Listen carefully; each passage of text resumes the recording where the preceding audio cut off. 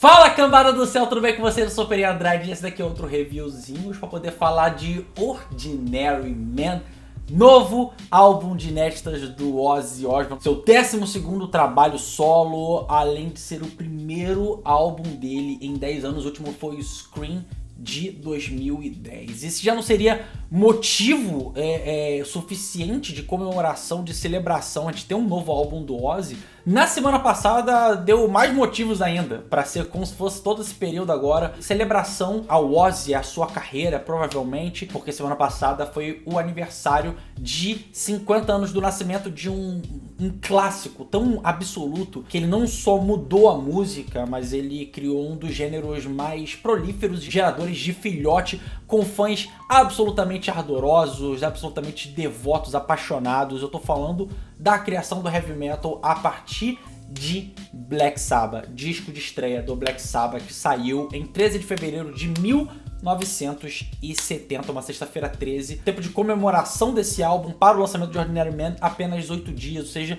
uma semana inteira vivendo nessa ode ao Ozzy Osbourne. Além de ter ajudado a dar à luz um novo gênero e ter sido membro de uma das bandas mais influentes de todos os tempos, o Ozzy ainda conseguiu construir uma carreira solo bastante sólida e com vários discos relevantes. Ele criou um dos festivais mais importantes dos anos 90, ali do começo, meado dos anos 2000, e que lançou uma dezena de outras novas bandas, outros novos artistas. Além disso, talvez até ter ajudado a sedimentar toda essa indústria gigantesca de festivais que a gente tem hoje em dia. Tô falando do Ozzfest, obviamente. E até ele se aventurou pelo mundo dos reality shows quando eles ainda não eram, tipo, essa epidemia, e até hoje como talvez, se não um dos mais interessantes, mas talvez o mais legal reality show de todos os tempos. Tô falando do The Osbournes, que foi lançado na MTV. Quantas pessoas podem chegar e falar que tiveram essa importância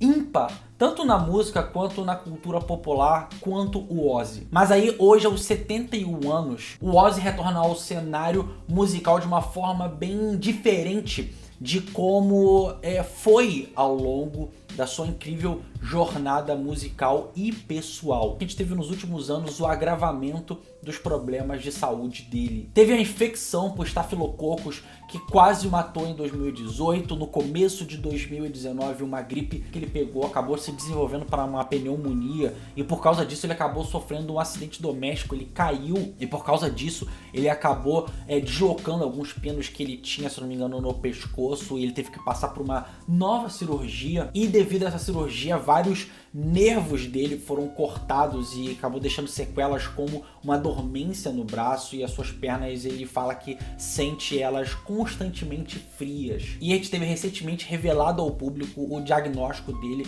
de mal de Parkinson, doença pelo qual ele diz que ele já luta com ela há pelo menos mais de uma década. Agora, mesmo com a vida meio que cobrando tardiamente as suas dívidas, o Príncipe das Trevas ainda insiste em perdurar e mostrar que ele é tudo menos um homem ordinário. E aí eu começo falando que, embora Ordinary Man ele seja um álbum que ele carregue realmente muita tristeza, ele fale de temas meio mórbidos muitas vezes, ele tenha um tom de questionamento e contemplação muito forte sobre o passado, erros que ele teve, como ele poderia ter mudado isso, esses questionamentos muito quando você vai chegando ao final da vida. Eu acho que ele é um álbum que ele nunca soa deprimente, ele pode até ser melancólico, mas deprimente ele não é. Eu acho que um grande catalisador para isso não se mostrar desse jeito, a gente não ter essa impressão durante o trabalho, é que tanto a música quanto a forma como as letras são abordadas nesse disco, acho que fazem as coisas soarem vigorosamente potentes. Eu acho que ele é um álbum que ele é muito vívido, e ele me parece uma grande e até apropriada para esse momento da vida do Ozzy, exploração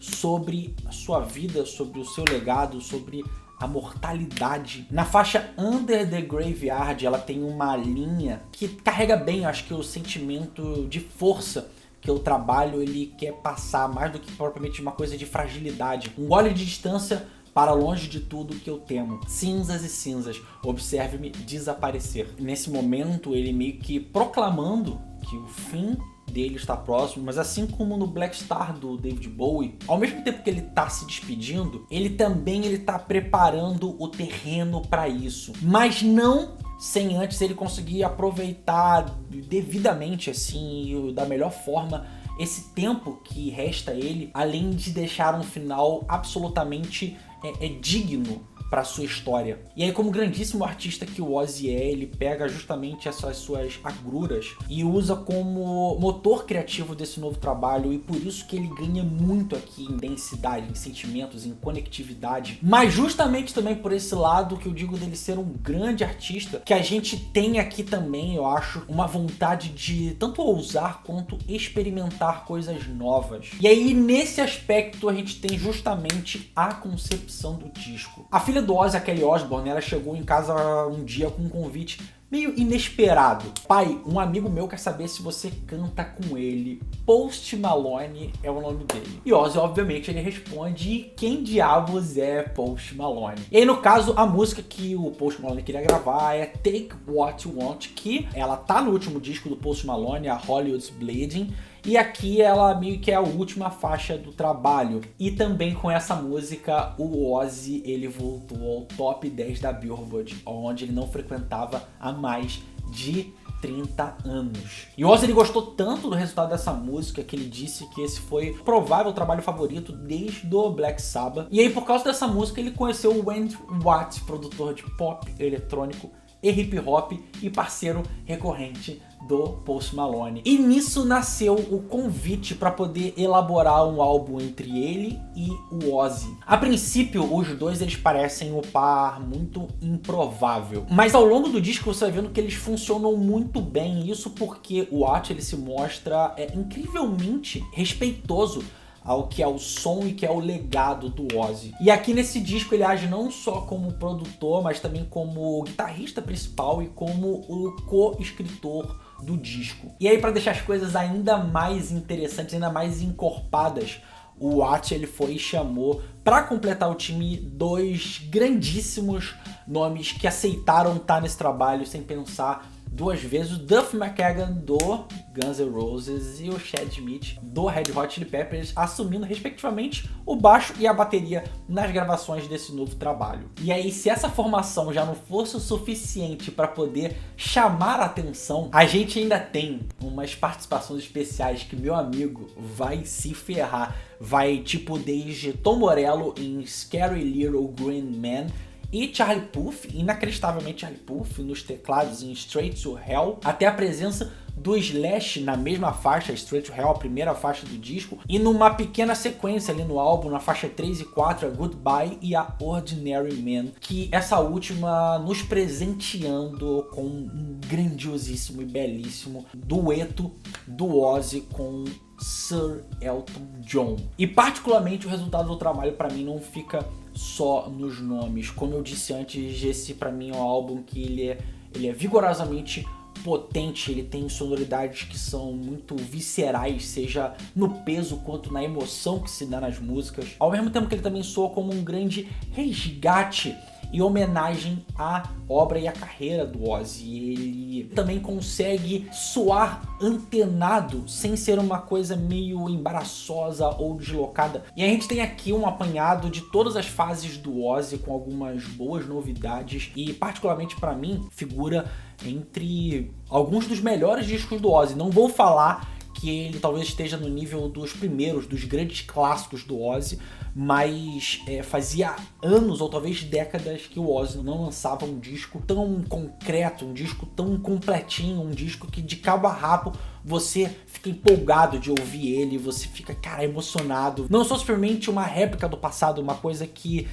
tá buscando simplesmente o melhor, não, ele consegue soar bem nos dias de hoje. Então agora vamos falar das faixas em si. Eu não vou falar na ordem cronológica delas, o que eu quero falar é mais o elo sonoro que elas tiveram, e e aí eu vou dando pincelada cada uma delas. As primeiras, na verdade, que eu quero falar são as músicas do Post Malone, a que iniciou todo o projeto, mesmo sendo uma faixa quase bônus, porque ela já tinha aparecido antes, mas a Take What You Want, uma música que mostra que, como a voz do Ozzy, ela é muito particular, como ela funciona em tudo quanto é gênero diferente. Ela dá uma cara singular a essa faixa, junto com o próprio riff da música, que funciona quase como um sample, junto com as batidas ali. É o riff da música Under the Graveyard, é a mesma coisa, ela mais coberta de efeitos aqui no jeito que ela é colocada, mas que funciona como um elo muito bom entre o reino do metal, assim, uma coisa mais gótica, mais fúnebre, e com um hip hop,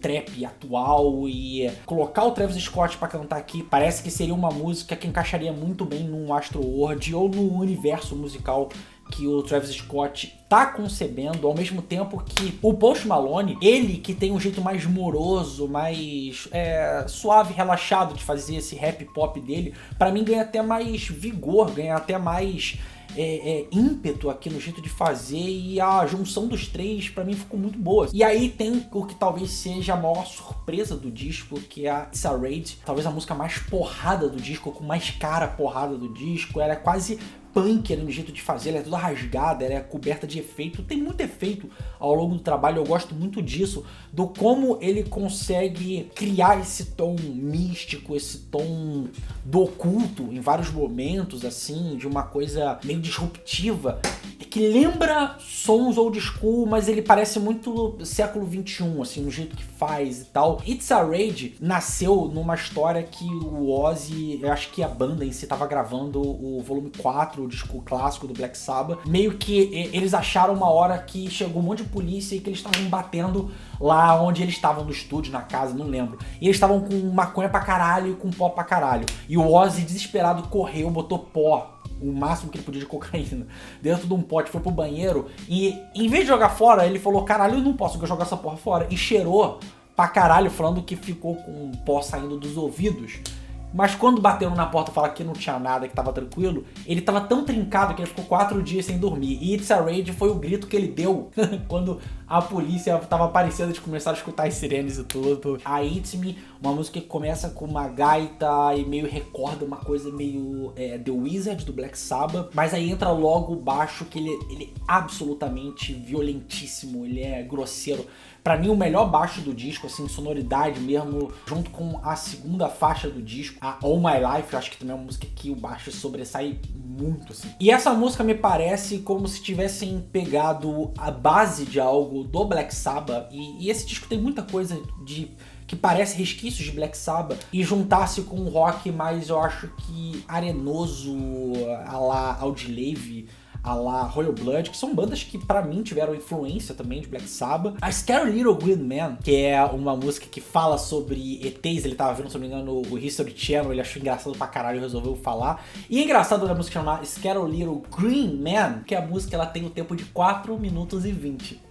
Tá? Só para os desavisados aí entenderem o que deve estar se tratando. Cara, ela talvez seja também, tirando o It's a Raid, ela seja a música mais diferente do álbum. Os vários segmentos, as pausas que vai tendo na hora que tendo uma porrada com o Ozzy cantando e tal. Cara, eu acho que gostei pra caralho dessa música. Se eu não me engano, ela teve um clipe agora que o Jason Momoa, ele faz o Ozzy, que pra mim é um dos destaques do álbum. A Straight to Hell, a primeira faixa do trabalho, ela tem uma pegada stone, ela tem um som cortante, um som áspero, e pega o Black Sabbath no seu mais rifeiro e junta com, pra mim, os melhores momentos dos discos solos do Slash. E aí, falando da Goodbye, porque ela tem um clima mais doom, ela é mais climaticamente sombria, ela é mais lodosa, ela vai incorporando aos poucos os instrumentos na voz, um lance meio down, aquela banda super importante de stoner do Phil Anselmo, aqueles toques sulistas que ela tem. A All My Life, ela junto com a Today's The End, são duas músicas que elas parecem flertar muito com o hard rock, o rock alternativo e talvez até um pouco do grunge que se fazia ali no começo dos anos 90. A All My Life, pra mim, tem uma pegada bem Skid Row, com um pouco de Alice in Chains. A faixa seguinte também, eu acho que permeia bastante também essa sensação de Alice in Chains, assim, uma coisa mais facelift. E aí, caminhando para as faixas que eu não comentei, as faixas com mais cara de balada do disco, a Under the Graveyard, que eu já citei pelo riff que tem em Take What You Want. Pra mim, é uma faixa que captura ali os melhores momentos do Ozzy nesses seus álbuns ali dos anos 2000. Ela tem uma coisa do metal mais melodramático, pós anos 90, pós grunge. A Holy Fortnite eu achei uma música muito interessante também. Ela tem um tom meio Glenn setentista ali, com os toques mais viajantes de Pink Floyd. E aí, pra encerrar, obviamente, pra mim, se não é o destaque, é um dos óbvios destaques do trabalho, a Ordinary Man, a faixa que uma grande mistura de balada do Aerosmith ou baladas do próprio Ozzy. Eu acho que Mama I'm Coming Home, ou talvez até alguma coisa de Changes. Tem toques ali no meio de Britpop, tipo Oasis, até Beatles, aquela melancolia mais elegante que o Elton John faz, mais uns toques de uma quase sofrência ou extravagância que o Guns N' Roses ele construía em faixas do Use Your Illusion, quase uma mistura às vezes de Strange encontrando November Rain, muito por causa do Slash, né, a parte do solo dele do final me lembra muito November Rain. Se o Ozzy não gravar mais nenhum disco, esse pra mim deveria ser o disco definitivo final do Ozzy, assim, fecha a carreira de um jeito lindo, mostrando que até o final da vida o cara conseguiu fazer o melhor que ele podia ainda, ele conseguiu nesse trabalho exprimir todas as forças que ele podia e as pessoas em volta também para poder fazer uma coisa digna da sua carreira, da sua história. Então, por causa disso tudo que eu falei, eu vou dar nota 4 para o trabalho. Eu gostei pra caramba, mesmo assim. Acho que, realmente, tirando os clássicos do começo do Ozzy, esse pra mim deve ser o disco que eu mais curti, solo dele. E esse foi outro reviewzinho. Se você curtiu, não esquece de comentar, de se inscrever, de botar a sinetinha, pra saber quando tem vídeo novo, compartilhar com os amiguinhos. E é isso. Aquele beijo, aquele abraço, aquele tchau. Fui.